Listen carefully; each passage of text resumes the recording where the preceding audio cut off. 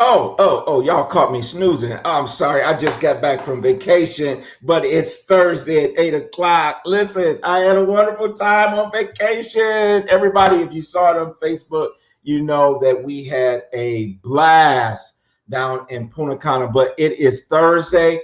And when Thursday comes around, you know what time it is. It's Real Money Coach time. And so we're really, really excited to just be with you each and every Thursday at 8 p.m. Eastern Time, 5 p.m. if you're on the West Coast, which is where our guest tonight is from. Listen, people, we are excited about this thing called business and entrepreneurship. That's really our focus. Our focus on the fourth Thursday each month is business and entrepreneurship.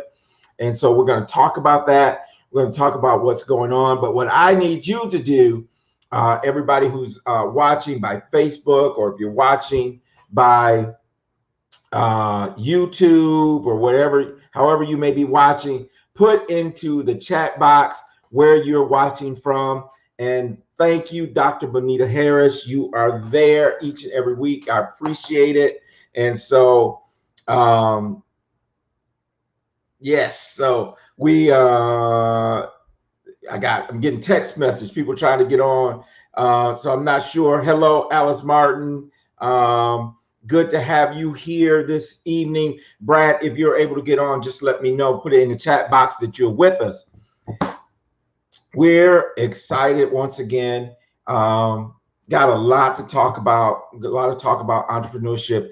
And I think if you guys enjoyed last week, and I know some of you were really, I know I was inspired by Alistair's testimony, really, to be a young guy like that and have a stroke unknowingly and all those type of things, kind of inspiring. Great information as well in terms of, getting your house in order, your will, your healthcare power of attorney, those type of things. And some of you really took action on that and did something right away.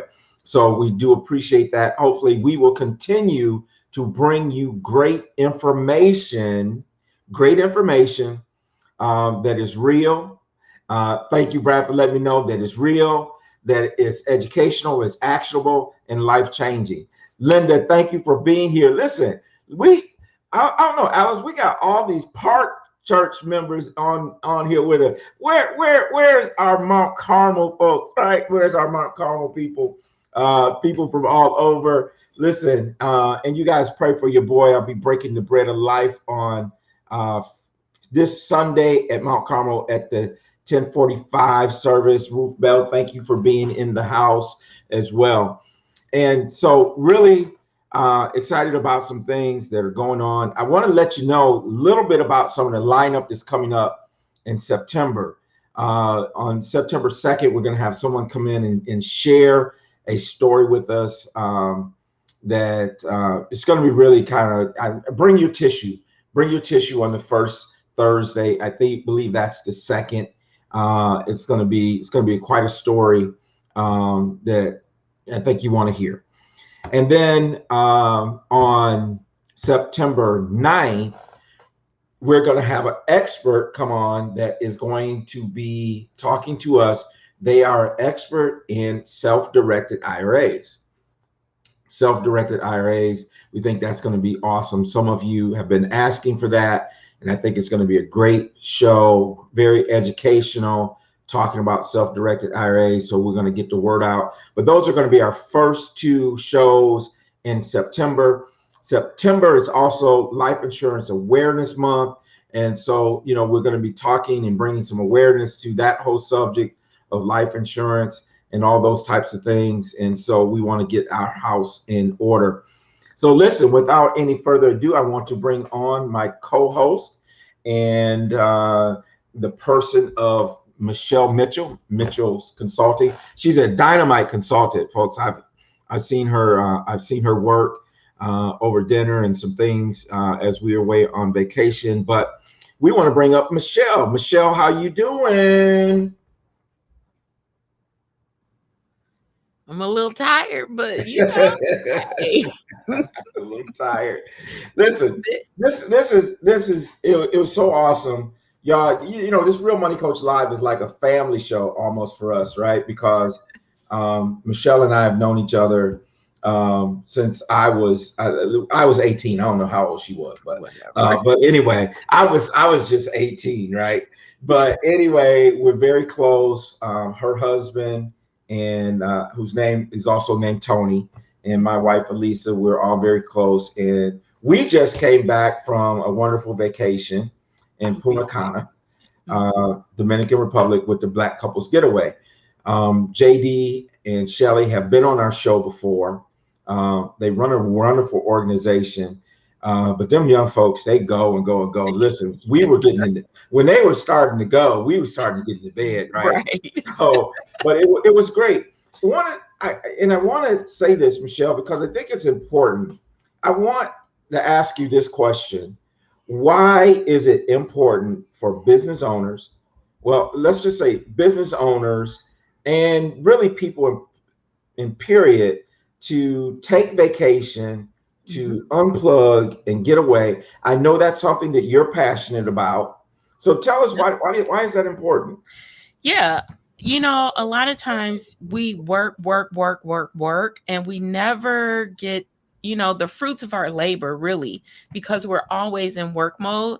So when you're able to step back from your business or your life in general and just take a pause and acknowledge, you know, your family, your friends, spending some quality time with them and not being disrupted is quite important. And it also, at least for me, vacations spear new thoughts and ideas too, you know. So when I get a chance to decompress, like I get a flood of things that come to me that then I can implement in my business, you know. A thought about helping someone else because of a conversation I had with someone while I was laying at the pool, right? So it is important to take a step back and unplug and unwind, because you want to use the fruits from the labor you have put in to enjoy life. And you have to enjoy life and enjoy the people you love and the people you're around. So that's why I really think it's important to take a step back and like vacation. Like I believe in 4 vacations a year now. So that sounds good. Right. Listen, we got hello everyone. Hey Marcia. Yeah, so he was on this trip with us as well. He's been on our show. He has a wonderful group called the Marriage Club, Facebook, over 1 million people part of that Facebook group. And so we had a wonderful time with he and his wife, Chris, as well.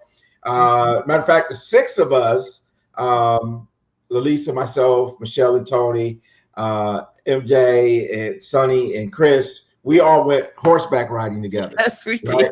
And I still got the mosquito bumps to prove it, right? So, but we had a great time. We had a great time. And here's the thing: we met people for, you know, I did one small presentation. Sonny and Chris sung, right? Yes, they did. I didn't know you could sing like that. And, you know, so I did one presentation and that type of thing, but it was really a great time. And, you know, I think you're right, you know, as you're meeting new people. And one of the things I do want to say this, because one of the things we were kind of nervous about when we initially signed up is this whole Corona situation and the Delta. Hey, Chris. Hey, Chris.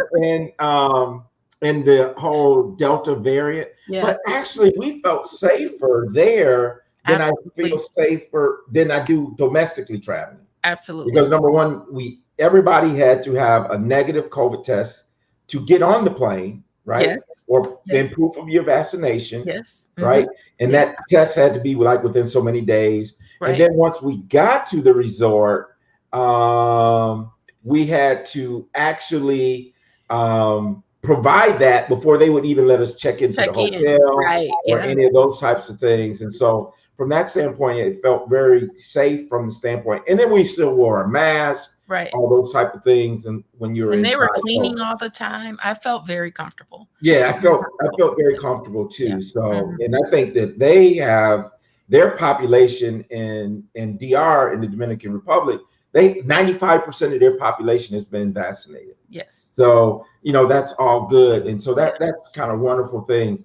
Yeah. Listen, so it's important to get away. It's Yes. important to unwind.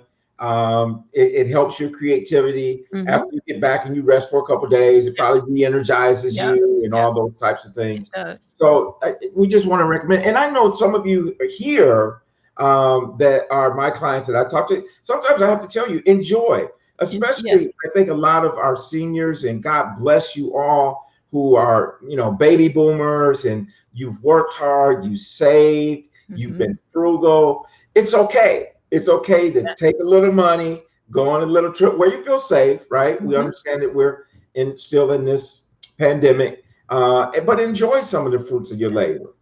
Yeah. And your kids, we're gonna be all right. Yeah. We're adults, most of us, Mhm. and even though we may not always act like it, but we are, right? So I just want people, I just wanted to kind of get that message out because Yeah. I was so excited. We had such a wonderful time. We've We actually already signed up for next year. Yes, we have. And so, Yeah. if you're out there, make sure you go. Sonny, Chris, come on, we going next year. We're going back. We're going back for round 2. And you can do your own thing, right? So Right. you don't have to actually do what everybody else does. Mhm. It's like anywhere else in society, right? You know your walk, you know who you are, you're comfortable in your skin, and so let's go. So let's Yeah. have a You good get to time. pick and choose. Yeah. What's that? You get to pick and choose what you want to do, what you're interested in. Yeah. No, isn't that what life should be come down Yes, to? it should be. It's like It's having like a choices. buffet. It's like a buffet of Yeah, you activity. get to pick. Life is like a buffet, Yeah. right? All Yeah. right. So You get to pick and choose. there Yeah. you go. And So for we business are. owners, when you take that step away from your business, you get to see what breaks. Mm. Because if Well, you're not active in the business, how's it functioning while you're away as the CEO? right. Yeah. Well, and then if you're the CEO of your own household, same True. thing. Same thing. Yeah. Same thing. So Does it still function? does it still function? Mhm. Does everything still work? Yeah. Do you come home to, Yeah. Your lights being turned disaster off. Right. or right? So Yeah. that's good. It's just Mhm. good to step away, enjoy, refresh, renew, all those type of great things. So we are going to talk a little business tonight. All We're going right. to talk about business development. We're going to talk about access to capital. Our guest that we're going to bring on with us here in just a second is Rick Keys. And I met Rick because he is the access to capital manager for the Fresno, California African American Chamber of Commerce. And we've done some great work with them and really have gotten to have a very, I guess, engaging relationship with that chamber. And matter of fact, we were on with the president today talking about some more things that we're going to be doing. But I really like Rick. I mean, Rick and I kind of have hit it off. We battle. I don't know where Chad is. Chad, I need you tonight because he's an Ohio State fan. So I need you tonight, Chad, where you're at. But just a great guy, great soul, great spirit. And so he and I hit it off. And as I was talking to him earlier today, I said, man, come on the show. Because we were just planning on chatting, just Michelle and I. I said, come on the show, share a little bit of that wisdom. So we call it the keys to business. And so without any further ado, we're going to bring on the stage with us Mr. Rick Keys. He's muted. He must have said something. Right. He was muted. So we didn't hear him. It was probably something to do with Ohio State, but it was muted. I didn't do it. I didn't have control over Rick. You did. That's all right. I will repeat myself. Hello. Welcome, Rick. Hello. And Rick, how you doing, man? How are things in California? Dry. Yeah. I tell you, so what's very interesting, right? So I live in the fifth largest city in California. It's called Fresno. Moved here when I was 12 years old, and got a taste of, quite frankly, of diversity moving out here. Mm. When I lived in Columbus, Ohio, Yeah. the boundaries were drawn. Mm-hmm. There are certain parts of a town that you did not go to after dark.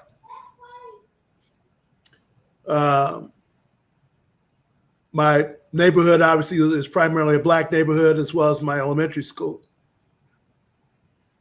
So coming out here, I mean, man, you're exposed to so many different cultures. And the attitudes were clearly a little different. So it's like a breath of fresh air. Ending up in Fresno was not the location that I thought it would be. Okay. So my experience coming here was landing in San Francisco International, getting picked up, and then I'm asking the question, where are we going? To Fresno. Where are the palm trees? Where's the sailboats in the water? You know, I mean, that was my impression, right? Mm-hmm. Anyway, Fresno, I guess the fifth largest city in California, but it is the agriculture hub, Central Valley of the world, period. Wow. Okay. Wow. It is changing, right? It's changing because technology has changed the game. Mm-hmm. And it's becoming slowly but surely a hub for technology because the labor here is a lot cheaper, obviously. Everything's a lot cheaper here than other parts of California. Interesting. Yeah.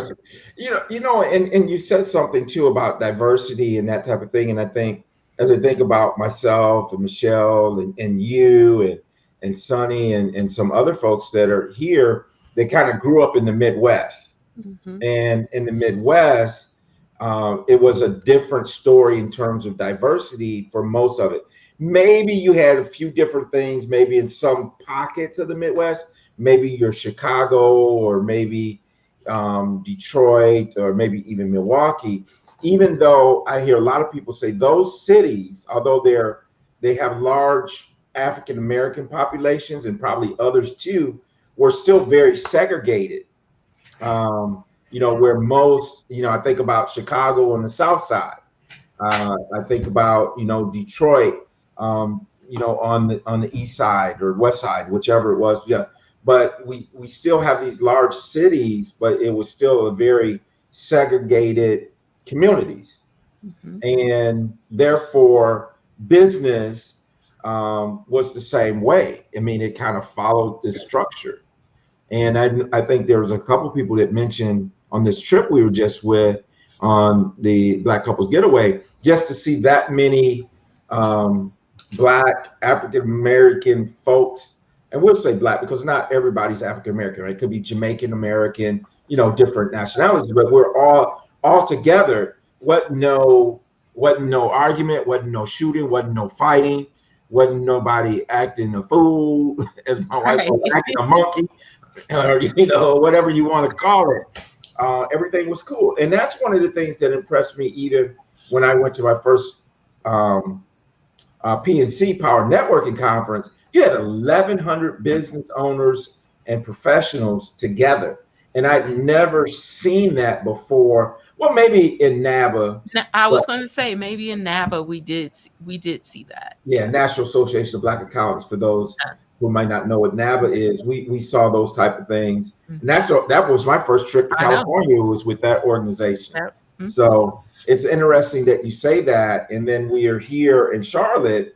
And if you grew up in Charlotte, you don't appreciate it probably as much as someone that's come from another part of the country to see all of this that's going on. Mm-hmm. And although it's not perfect, right? Mm-hmm. But we do have that diversity. So, yeah. No, it's definitely it's definitely not perfect. So, you know, Fresno, in terms, Fresno's ranked number 7 in the country for level of poverty. Wow. You know, you see that. I mean, the separation is clear. Mm-hmm. It's not hard to figure it out when you get here. Yeah. There are people that I've talked to. Well, I went to junior high and high school and college here. So my friends growing up that I grew up with, a lot of them, their whole focus was can't wait to get out of high school and get out of here. Mm-hmm. And a lot of them did that. Mm-hmm. And they've never come back. Mm-hmm. And then there's been a few that have come back who've talked to me and said, nothing has changed. Wow. And what has happened is nothing has stuck. There's been change, and then it's like it kind of slips was back to never where here. it was.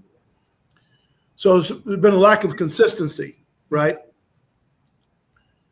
The narrative has changed somewhat because the social environment that's going on, the political environment in the country, obviously, where more eyeballs are focused on underserved communities and the Black community in particular, and wanting to elevate our standing.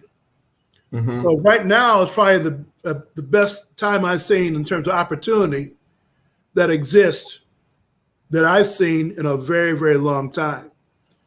But I know the window is short.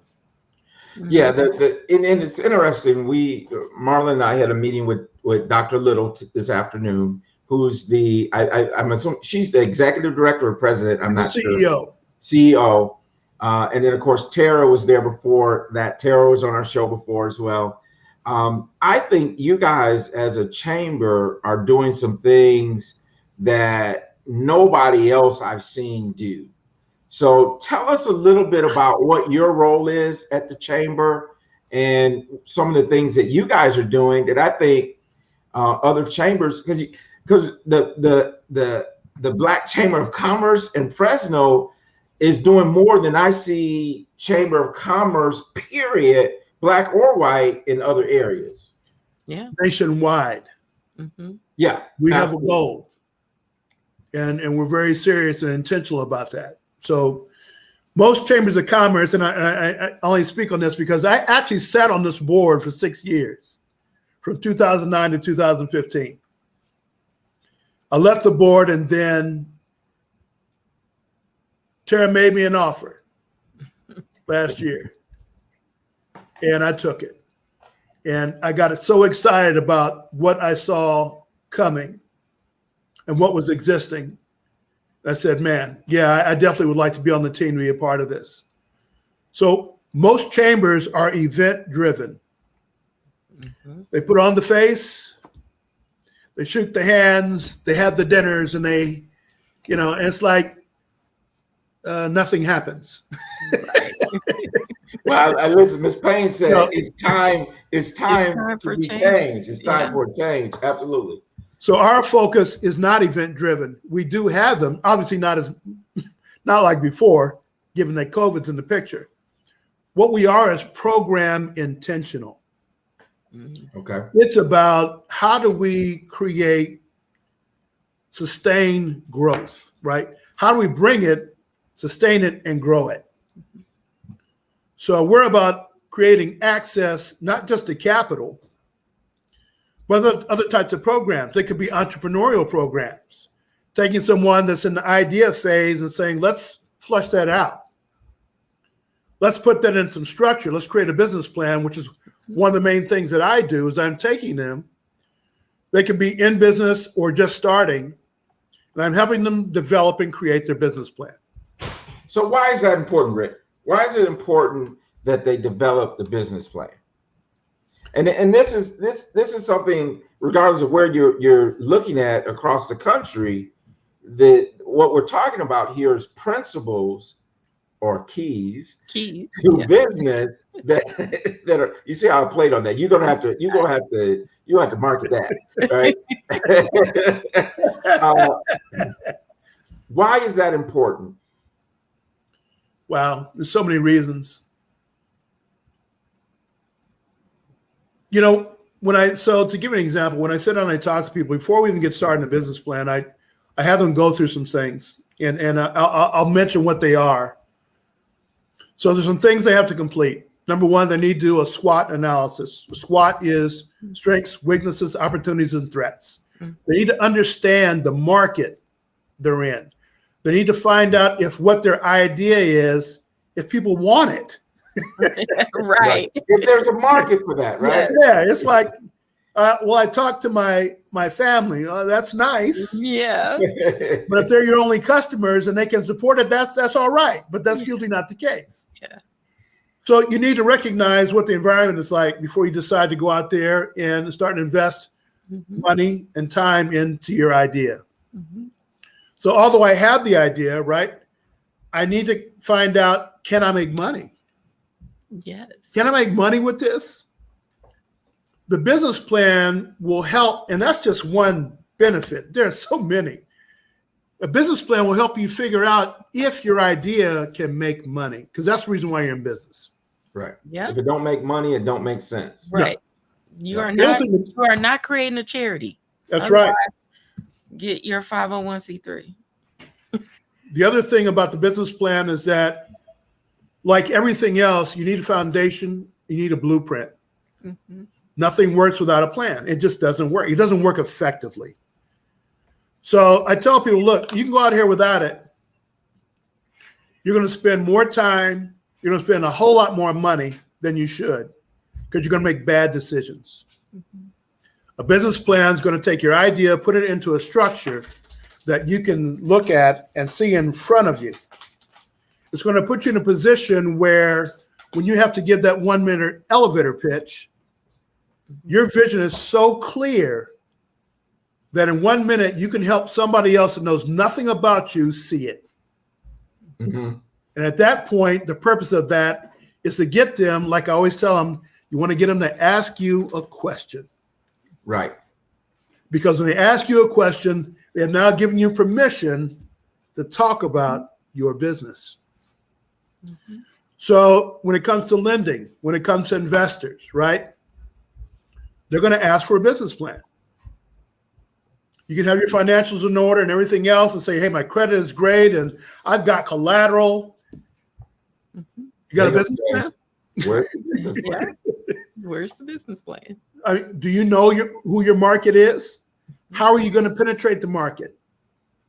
How are they going to pay for your product or solution? What makes you special? That's key, right? That's key. Because if you are not creating something special, then, you know, what do they say? A dime a dozen, right? So you got to have that special, what's special about you. Now, Rick, I know that you use, I think it's Live Plan. So tell us a little bit how that works. So normally you're going to you can go online, you can go talk to somebody, right? And you're going to get an outline. Here's what you have to put in your business plan. And then you're going to go, okay. Live plan. Live plan is fill in the blanks. And when you're done, you will have a full-blown business plan. I love the software. I love the online platform. Everything from your marketing plan to your financial projections to everything. And one of the things, Rick, that I like about Life Plan of the chambers that I'm coaching with that are using it is that you also can give access to your consultant. You can give access to your accountant. It integrates QuickBooks into it. Yes. It brings all that into the Live Plan. Yes. You could bring in your whole team. You can bring whoever you want to. And everybody can have a spot in there, right, to work together. Now, everyone that I work with, they bring me in because that's how I help them through the process. Yes. They fill it in. There's a comment section that's used for anybody, but I basically critique what they're putting in there by adding comments. So that's a way that we can effectively go through it, right, without me having to be there during all the time they're working through the plan, because that's just not possible for me. Sure. But I set up a system to where that works out, where in 8 weeks, as long as they make their scheduled time, in 8 weeks we'll be done. Mm-hmm. And they'll be on to the next thing, which usually is me connecting them to financial resources, funding, wherever that may be, and talking about what the next steps are to stabilize and or grow their business. Okay. That's awesome. So 8 weeks, business plan development, and then by then they should be ready to seek the funds, those type of things that they may need to kind of launch their business, or to expand their business, or to those types of things. Exactly. And the thing about live plan, and the reason why they call it live plan, is people need to understand the business plan is not something you put together and write and put it in the drawer, right? Right. Because in all honesty, that's exactly what used to happen. I can tell you that because I did that. Yeah. I did that, and the year was 1990, right? Mm-hmm. And that's the other piece of this. I mean, I did it the old-fashioned way. When I saw this, I was like, oh my God, you got to be kidding me. So the thing about live plan is that you should be in that once a month at least. Mm-hmm. Yeah. The beauty of that is that, especially now, what you may have, even in the beginning, what you may have set out to do with your business, Mm-hmm. when all is said and done, when it's time to open, believe it or not, that all may change. Yeah. Right. Yeah. Well, look at just COVID is a great example of that. Yes. You know, can you imagine you were doing a business plan and you were launching? What happens a lot of times is we're like, I'm going to launch my business in January. I'm going to launch my business in January. Yep. So you launch your business January 1st, 2020. February, everything shut down. Yep. So now you got to reinvent your whole plan. That whole plan may have been shot, or you got to find a way to change it. What you were going to do in person, you now have to do virtually, and those types of things. So, you know, having a living, active business plan, I think, is very important, and staying limber enough that you can make adjustments as you need to. Yeah. Sometimes on the fly. You said it there. I can't tell you story after story. I used to work for a company called Pac Bell, which morphed into SBC, which morphed into the company that started with AT&T. And that was the same in every state, right? Yeah, they broke them up and put it back together again, right? Bell, and then SBC, then back to AT&T. Yeah. Yeah. But I worked in the advertising and marketing division, and I worked with small business owners. And my area basically was the Central Valley. So I took a book of clients from 86 to over 200, and I worked with them year round on their marketing and strategies, right, to get their business name out there in advertising. Here's what I know I saw without them telling me. They didn't have a business plan. Right. Mm-hmm. And when they have to call their bookkeeper and find out how much money they got, Mm-hmm. that's a problem. Yeah. All right. What happened was there were several crashes that took place during the time that I was there, and things went south. And they stopped spending money on things off of their intuition. Mm. And a lot of them went out of business Mm-hmm. because they didn't have a business plan. Mm-hmm. The thing about the business plan is that it allows you to pivot and make better decisions, because at the end of the day, it still comes down to money. Mm-hmm. That's what it comes down to. So when I do my forecasting, I can go in and change some things and then look at how that's going to turn out over a period of time. Mm-hmm. If I get rid of this employee, if I add this employee, how much will it cost me to add this employee? Right. Right. If I get this new equipment, what can it produce for me? Mm-hmm. Can it increase my profits? Right?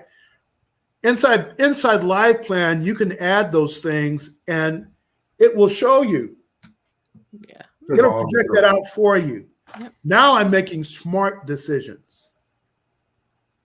Because for some businesses, for example, if you were to add another employee, that becomes a catch-22. Sure. The cost of hiring this employee and training them, the workman's comp cost, right? And all these other things and now what is that going to give me in return? How much do they have to bring back to me in terms of revenue with their efforts to pay for that to make sense, right?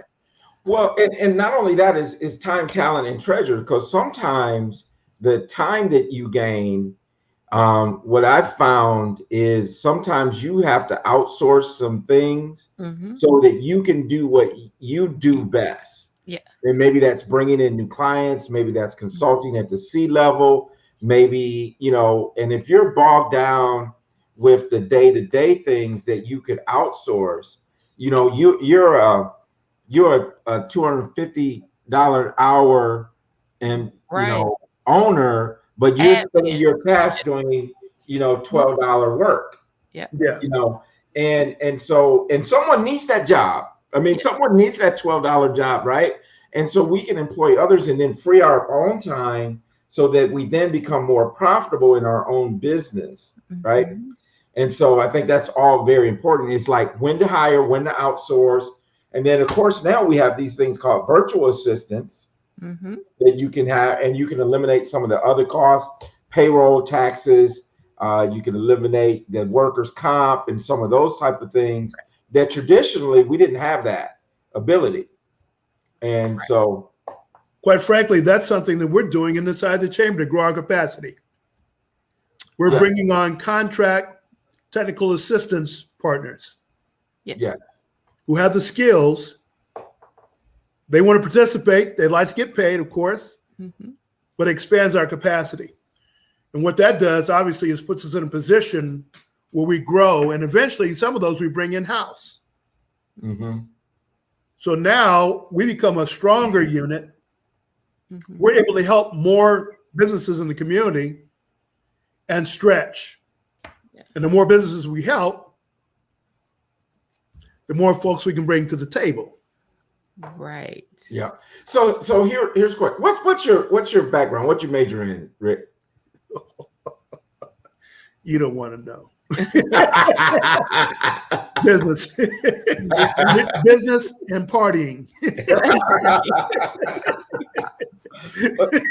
I wanted to ask you this because there's a lot of people I hear say different things about you don't need to advertise, you could just use word of mouth and that type of thing. What's your thoughts and yours too, Michelle, on advertising and marketing? Oh, I'm sorry, Michelle. One story, true story. Okay. Wrigley's chewing gum. Anybody heard this story before? I haven't. Wrigley's chewing gum, when it came out, right? I mean, it was a hit. We're talking about before the Depression. He had billboards up. I mean, it was everywhere. The Depression hit. And he also ran out of product. Couldn't make the gum. Didn't stop advertising. Matter of fact, he increased it.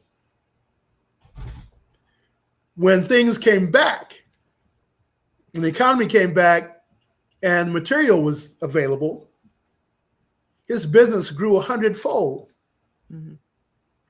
because he created top-of-mind awareness. Yeah. To this day, right? When people think of gum, what do they think of? Wrigley's chewing gum. Yeah. So the thing about marketing and advertising is that's what brings you revenue. Word of mouth is the best customer, right? Best new customer, but it's slow.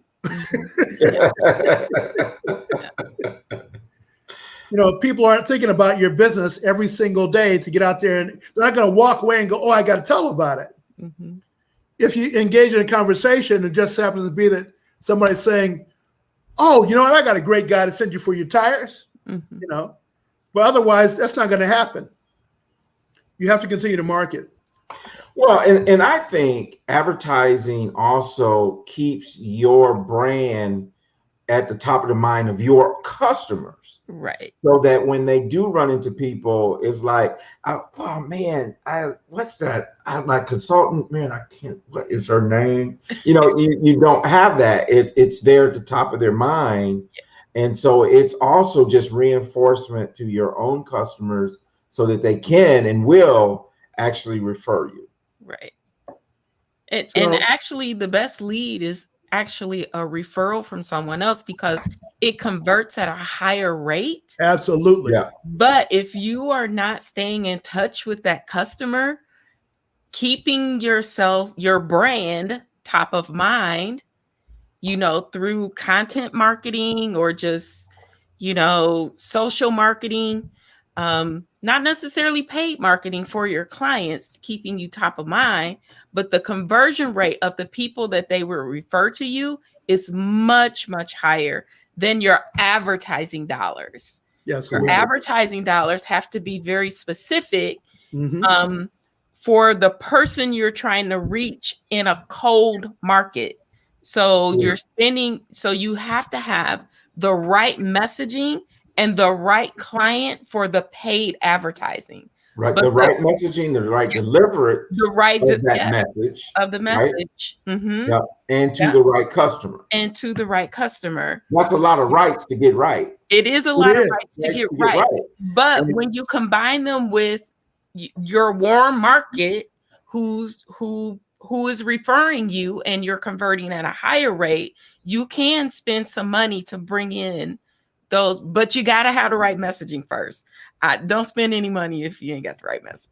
Yeah, just don't go out and throw it. Right. You just don't throw money after stuff, you know. Yeah. And Google is good at getting you to do that. Yes, they are. They have an extremely low conversion rate, and people think I'm gonna buy some keywords, and I go, no. No. But you know, so it's funny, right? When you talk about brands and how you have to maintain that presence. When I lived in the Midwest, when I lived in Ohio, right? Sodas were pop or Coke. And you call it a Coke no matter what brand it was. When the Coke decided to drop or really decrease their advertising, Pepsi came in and said, okay, we'll move right in. Domestically, Pepsi is number one, domestically. Internationally, Coke is still number one. Yeah, we just found that out, didn't we, Tony? Coke is king over it. Sure. Yeah, it is. The only problem is it's a different kind of Coke. It don't taste the same as WS. But they took a minute and stepped out. And look what happened. Right. And it cost you so much more to get back in the game. Right. Oh man, you just hit something right there, Rick. And I tell people all the time, it's easier to stay in the game than to try to this whole thing of stopping. It's very expensive. Yes. The same thing with hiring, right? You know, onboarding a new employee is one of the most expensive things that you can do because you got to know how long that employee's got to stay there before they actually turn a profit for themselves, right? Or turn a profit for the business. And a lot of people think, I can just go out and hire someone. Well, you got to be prepared that there's a time that goes by before that actually you start to see the value of that in your bottom line. So all of those are things. And I love what Chad said, the right moves equal money when it's done right. Right.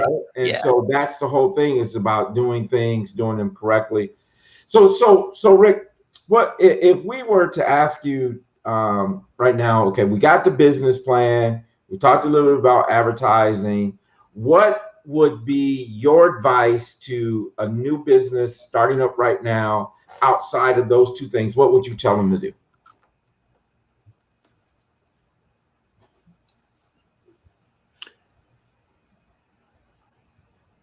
I'd have to ask more questions. It's all about asking the right questions. No, I'm serious. It is, you know, you brought up something in another segment, and I learned this, quite frankly, in the insurance industry. And what I learned was the process of selling. I went through a program they called it FNA, Yep. Financial Needs Analysis. Mm-hmm. And you need to be really clear on you need to make sure they're clear on what they want from the business. Mm-hmm. Yep. You need to talk about they need to figure out what their expectations are, because everything is about managing expectations. Well, and that's the thing. That's the thing I always ask, right? What do you want this to do, and when do you want it to do it, right? So I don't care about if it's investing your money. What do you want this investment to do, and when do you want it to do it? The business. What do you want this business to do, and when do you want to do it? Your relationships. What do you want this where do you want this relationship to go, and when do you want it to go there? Right. So it all boils down to expectations in terms of what the results you're looking for, mm-hmm. and when you want those results to be realized. Mm-hmm. So, I mean, in all reality, you really can't start until you know that up front. Yeah. Really. I mean, that's the first thing. It's an interview process, right? Before I even get engaged with anyone, I have them go through a business assessment. Mm-hmm. And the next step is helping them flush out what I call the problem. And they're never confronted with that. No. Because they're going, well, what do you mean? I just want to open a business. Yeah. Why? Why? Right. Why? You need to know your why. Yeah. What's the problem? Yeah. And I explain, look, businesses are out there to get paid because they're solving problems. Right. Right. Yes. We get paid for solving problems. Yeah. You need to figure out what the problem is. Mm-hmm. And it takes us usually, it's called a business theory analysis that I created. It takes us 2 times usually to go through that. Because the first time when I'm going through it, about a quarter of the way through, when I get them to talk enough, I say, so the problem you told me is not the problem. Here's the problem. Would you agree? Yes. Mm-hmm. Because everything in your business really stems from the problem, mm-hmm. and then how you want to solve it. And then how you want to solve it is like, if you're the guy that's going to solve it or the gal that's going to solve it, what makes you different than everybody else? Mm-hmm. And the reason why that is so important is because when I used to work with those clients I had, and putting together an advertising program or an ad, even just an ad, and I'd ask them, what makes you different than this guy right here? Mm-hmm. Well, I provide great customer service. They give me this laundry list, and then when they're done, I go, everybody else does that too. Right. He told me the same thing. Right. And then they start to tell me, yeah, but that guy, he rips people off. And I said, but his advertising doesn't say that. Mm-hmm. What makes you different? And the only way that I help turn on the light bulb with them is all about unlocking their passion. Mm-hmm. So I asked them, how did you get started in this? And through that conversation, I helped them realize why. Mm-hmm. This is why. And then I say, that's what makes you different. Mm-hmm. That's what we need to advertise. That's what's going to help you stand out. Mm-hmm. So, getting back to what you asked me originally about the business plan will flush all that out and make it clear. When you say, I want to put my business together and I want to run and I want to operate, you should know it so well, that you may hear of an opportunity or hear about a market. And then can you ask yourself, is that worth me spending some time to investigate that? If I know my business well, on the spot, I can say, waste of time. Or I can say, let me look into that. Mm-hmm. Well, that brings up a very good point, Rick, is because I think when you're in business, or not just in business, but even in your personal life, mm-hmm. that sometimes you have to say no to some very good things, mm-hmm. in order to stay your course. Right. And so, you know, you got to say no to some good opportunities. You got to say no to some good things, and you got to say no to some bad things. Yeah. You know, and you know, I don't know. I for some reason I'm thinking like marriage, right? So when you get married, there's some times you got to say no to your friends, Right. because you're on a different course. Yeah. Right. Mm-hmm. Same thing if you're striving towards retirement. If you're striving towards there's some things you got to say no to because you have a greater goal. And we know that all these distractions, especially when you have a highly a high goal, right? I mean, you're reaching for the stars. I mean, this thing is really serious, and you're going for it. The more passionate you are going for it, the more distractions is going to happen. Mm-hmm. And you got to know what things are distraction and what things are opportunity. And that's, I think, what you're saying is, if you know your business plan, if you know your purpose, if you're purpose driven, it'll make it easier to make decisions of things that you can say no to and things you can say yes to. Hey, I want to ask Michelle a question. Mm-hmm. You said something earlier. Tony asked you a question about the purpose or the importance of taking a vacation. Mm-hmm. In my mind, I'm sitting there answering the question for why I think it's important. Mm-hmm. And our answers were right on point. Oh, really? Good. Good. But for me, what that shows is that when someone's been experienced enough, and you go through the mill, right, and then you start and you learn to take a step back and really try and reevaluate, not just business-wise, but even just personally, right? Mm-hmm. The one thing you brought up that for me I'm passionate about is my main goal is to help you unlock your mind where you can start to think for yourself. Yes. Because everything you need is there. In you. Yes. Well, and that's what coaching and consulting is all about. Absolutely. Coaching and consulting is not about providing all the answers. No. It's about helping you unlock your mind, because everything you need, you have inside of you. Everything you need. Because I will never have the passion for your business that you have, but you have it. What we got to do is we got to get the clouds out of the way so that you can go after it.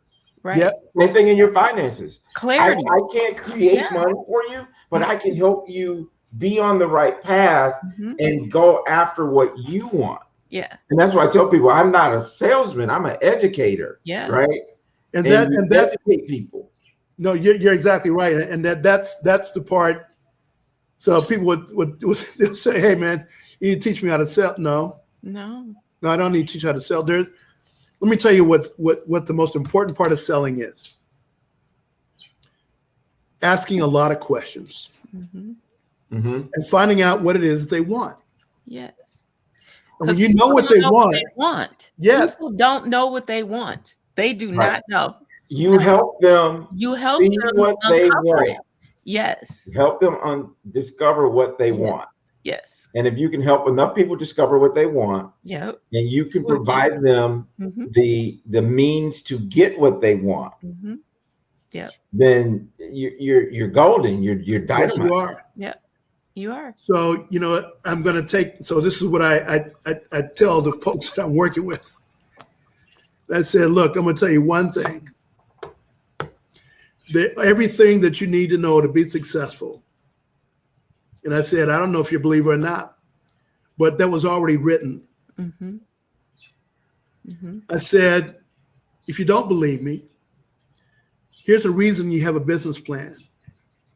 Write your vision and make it plain. I know you just didn't pull out Rebecca up in here. And I said, you can't walk away from truth, and that's truth. Right.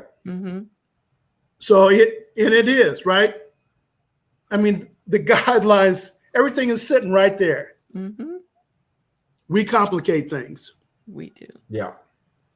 So not just about the passion, but it's also the creativity. Mm-hmm. And when you said getting away from your business allows you to have creativity, I mean, you were speaking to me because that's exactly what I'm thinking. Yes. Yeah. I mean, when you're away from it, you're going to come up with these ideas. Yes. And the passion comes back. Mm-hmm. Because Right. when you're in the middle of it, you don't have it. You just don't, Right. the capacity's not there, right? Right. Well, I'm with you. I hear you. Right, because we're so busy working in our business, we never get a chance to work on our business. On our business, right. And really to work on your business, you got to be able to step back and look at it from an outside view. And sometimes that's what it means. It means closing the laptop. It means turns off the phone. It means to get away from it, to allow yourself to refresh, let your mind reset itself so that you can come back with a new passion. Yeah. And I felt that way even, with this 4 or 5 days that we were away, that I came back and it just kind of gives a renewed, a refreshing, if you will, to continue on. So, and to do it. But you don't have to have a vacation to do that, though. You do not have to have. You don't have to spend money. You don't have to spend money. It's called self-care, because one of the things you can do is you can go for a drive and just let go, and then the ideas will start to flood to you because you are escaping from the day-to-day grind. You can take a shower and do the same thing. Stop reading my mind. I've been in this for a minute. I was thinking the same thing when we were talking about the whole vacation thing. Is the importance of self-care. Yes, it's self-care. And that's in everything, like not just business, your job, your relationships, your school. I mean, just think about it. Think about how many hats you wear. Each of us wear many, many hats.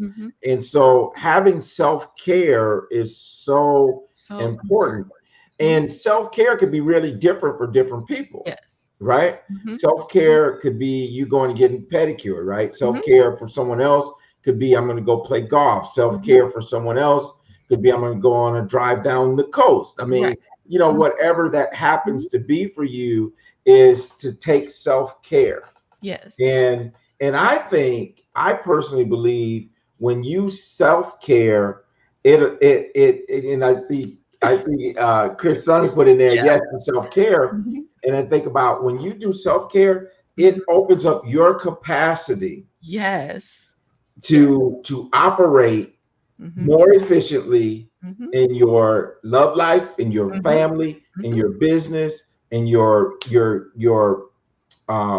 commitment, your religious, that self-care is so important. It is. I mean, and there was a carpenter that I know that practiced self-care.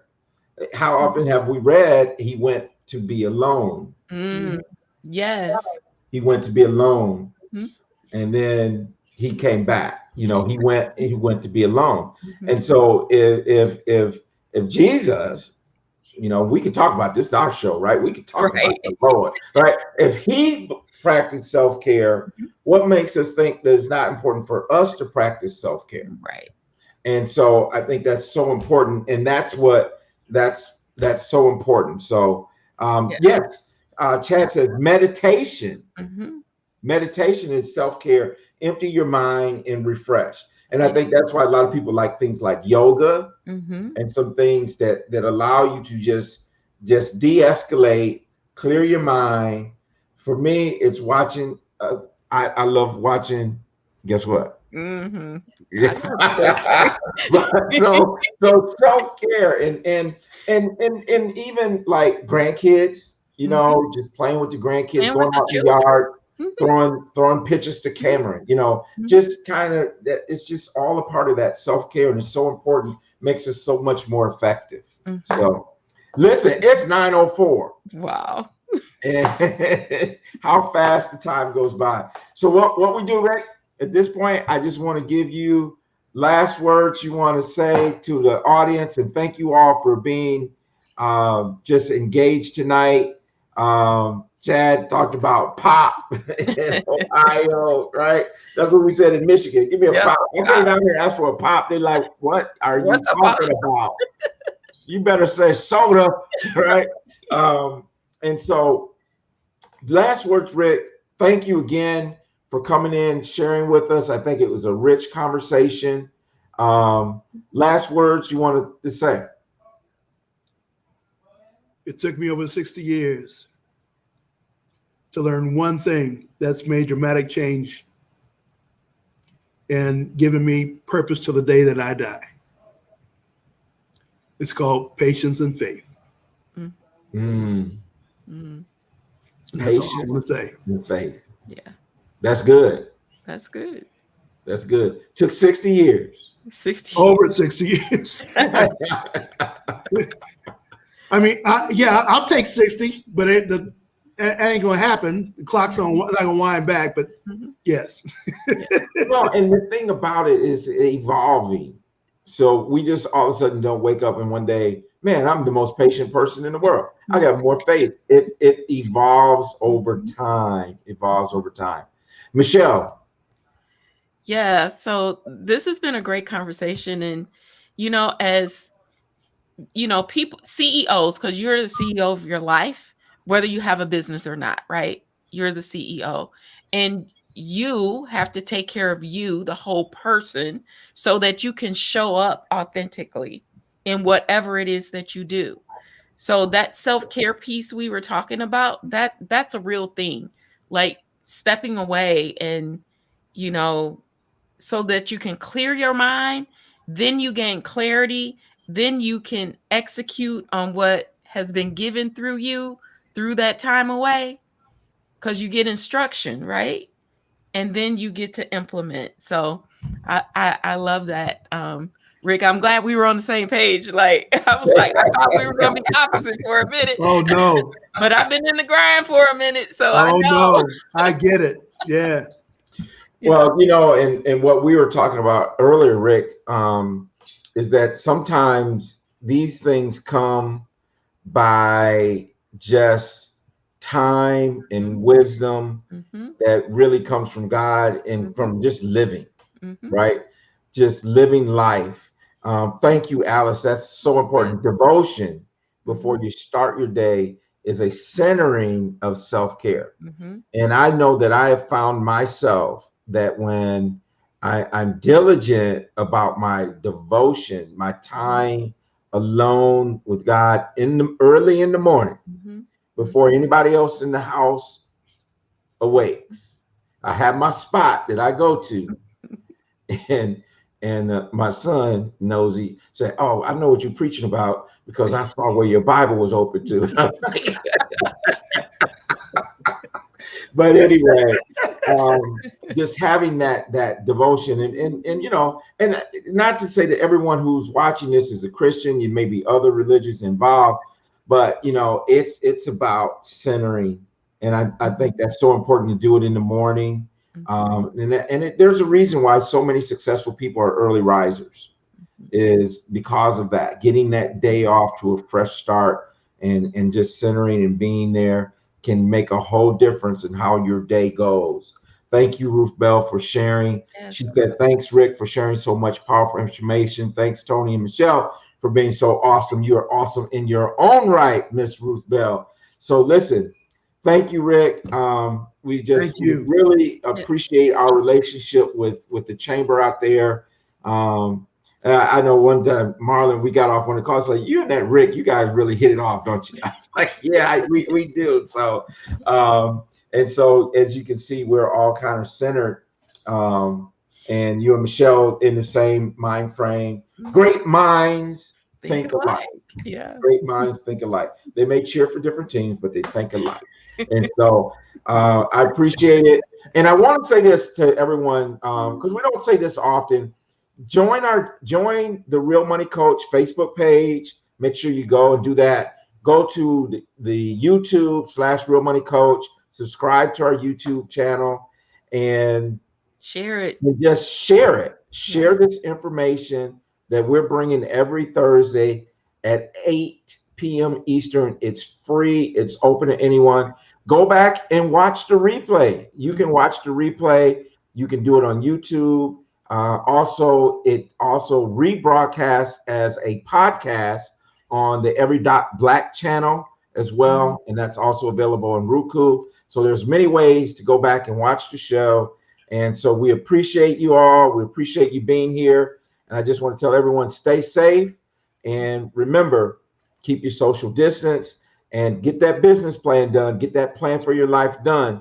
And we'll see you at the top. Have a good night, everybody. Thanks, Rick. Thanks, Michelle. All right. And